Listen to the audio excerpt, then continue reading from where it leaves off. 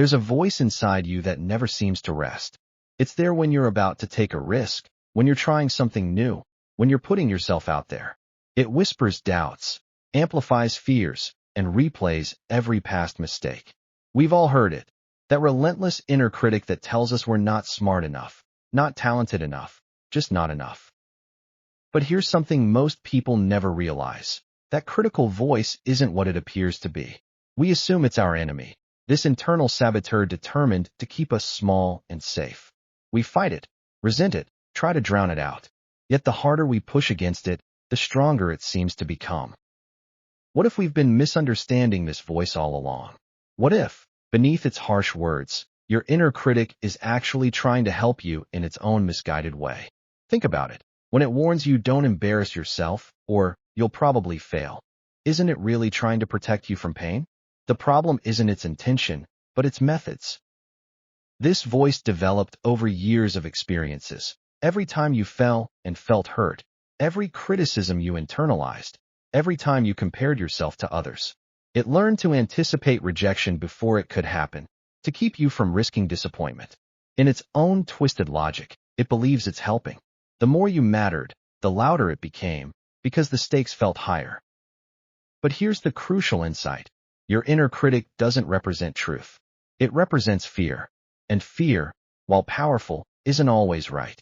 In fact, fear often lies.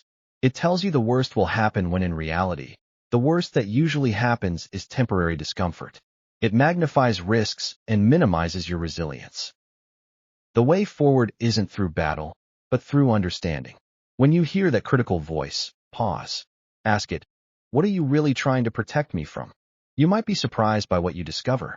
Often, it's guarding old wounds that no longer need protection, or trying to save you from challenges that would actually help you grow. This changes everything. Instead of being at war with yourself, you can become your own wise leader. You can acknowledge the fear without being ruled by it. I hear your concern, you might say, but I've got this. Each time you do this, you reclaim a little more power. The magic happens when you learn to act despite the criticism. When you speak up even as the voice says, stay quiet. When you try even as it warns you'll fail. This is how you retrain your mind, not by silencing the critic, but by proving it wrong through experience. Over time, something remarkable occurs. The voice doesn't disappear, but its hold weakens. You start to recognize its patterns. You learn when to listen. Sometimes it has valid cautions, and when to gently set it aside.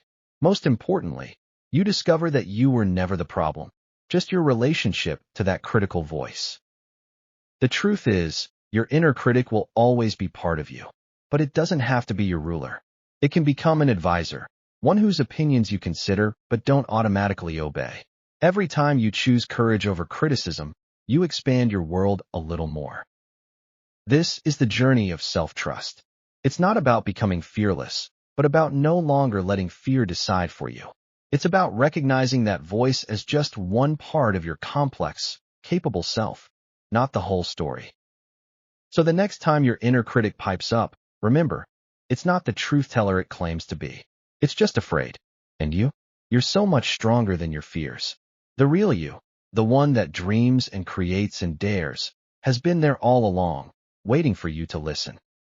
Because in the end, our lives aren't shaped by the voice that says, you can't, but by our willingness to whisper back, watch me.